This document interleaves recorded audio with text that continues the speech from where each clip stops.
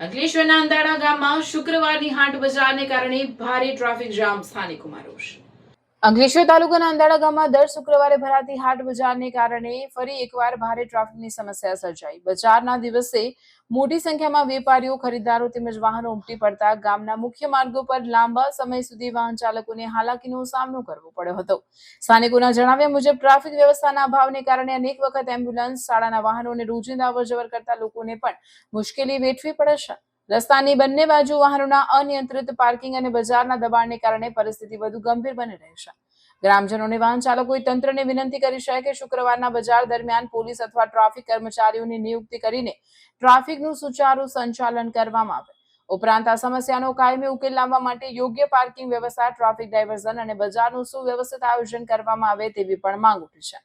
સ્થાનિકોનું કહેવું છે કે જો સમયસર યોગ્ય પગલાં લેવામાં નહીં આવે તો આગામી દિવસોમાં ટ્રાફિકની સમસ્યા વધુ વિકરાળ બનવાની શક્યતા છે।